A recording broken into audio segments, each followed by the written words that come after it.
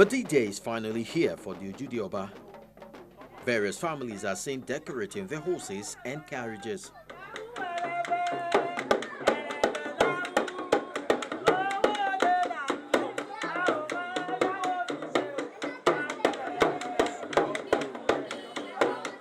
Security is in place to ensure hitch-free celebration.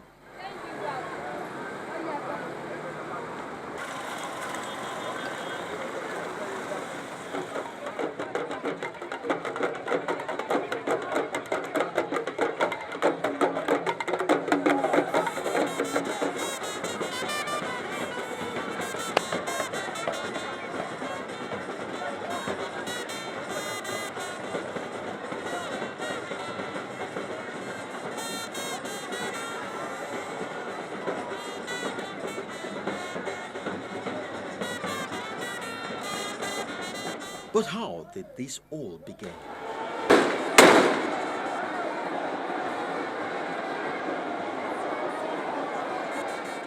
As a rich warlord, he became very close to the Awujale, to the KBSC, and became his right-hand man. So certain things happened that really makes him a legend. One was that when the religion of Islam came into the western part of Nigeria, he was one of the first people to embrace it. The legend says that he was actually being converted into Christianity, but on the day he was to be baptized, he was told he had to relinquish his wives. So he called the missionary to come and choose which wife he should retain and which one he should relinquish. And the wives mobbed the missionary. So he was told that there was a religion that came from the north that allowed you to marry many wives.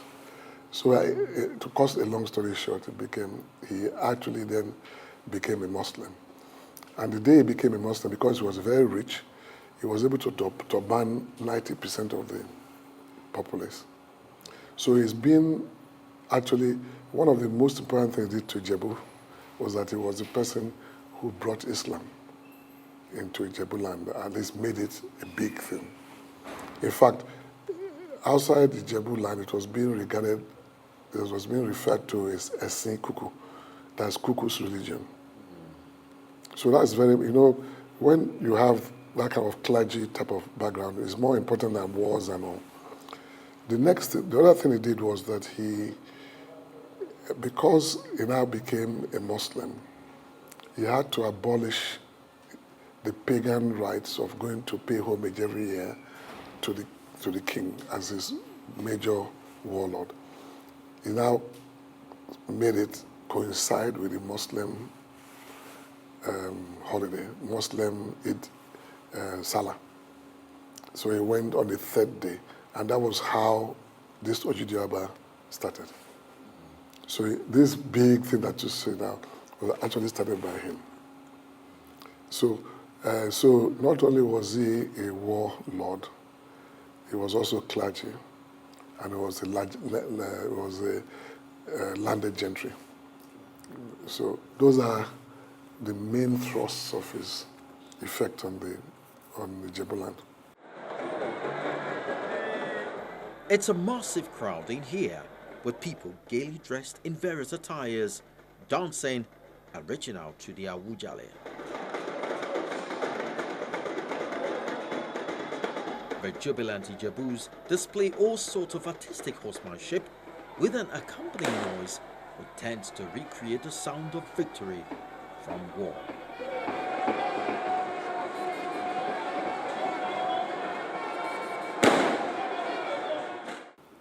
To start with, when Balogun started it, it was tied to the Islamic religion. So it wasn't the whole of Ijebu land that would go to pay the homage. But now it knows no bounds, whether you're a Christian or Muslim. I'm a Christian, for instance, and I still consider this one of my biggest ceremonies in the year. And so it is now not religious. There is no religion. It's just that it's timed at a religious time. which is Islamic. But everybody who was there today was not Muslim. In fact, more than 70% of people there would not be Muslims. So that is that.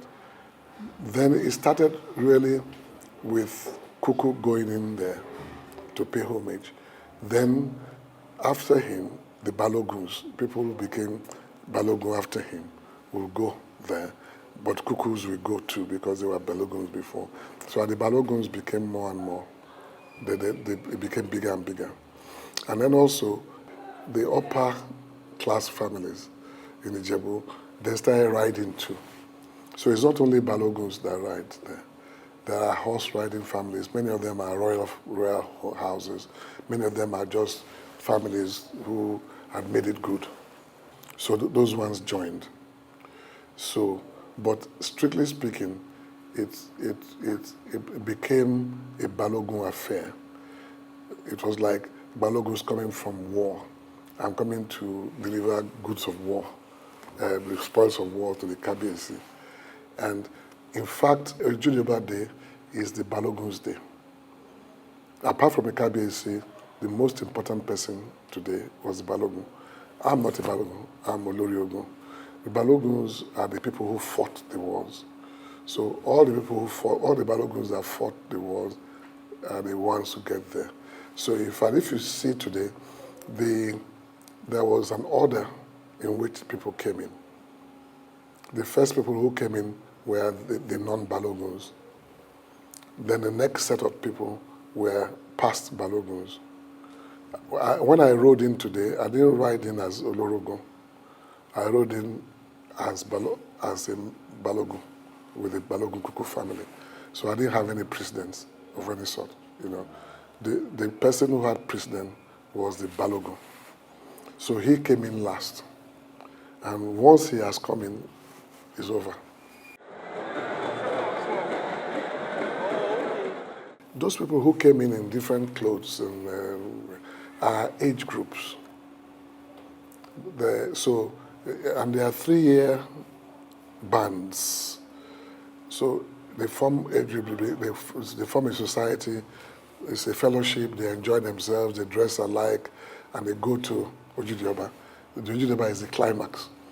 And when they come gaily dressed, and they try to outbeat themselves. And today, the male group that won were the group that I am their patron.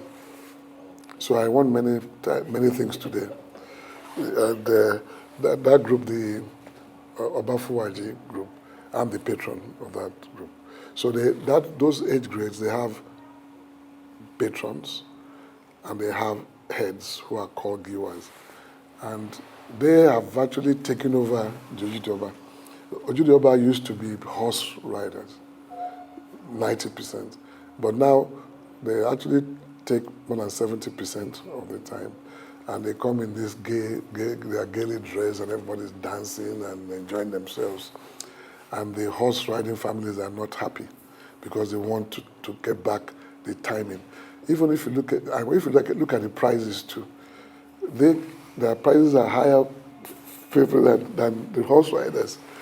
So maybe the horse riders one day will encircle the place and take over for the whole day.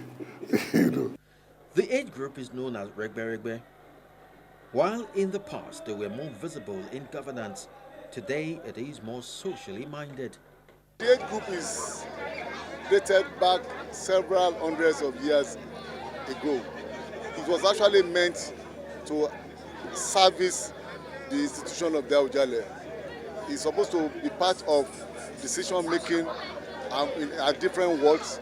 And if there are things that the Ujale wants implemented, the age groups are usually people that will be available to impart this information, to carry out these instructions, and to influence people. And if there are things that are not too good, this age group can equally form a group and meet with the Ujale and things that will be the betterment of Ijebu land in general. It's purely a social thing. We are in this group to assist ourselves. If there are things that we need to do together, we do it socially. And of course, we, by extension, do that with the community and Ijebu land. Since the inception of this Ode festival, women have been playing a very vital role. The festival is for the development of the Ijebu.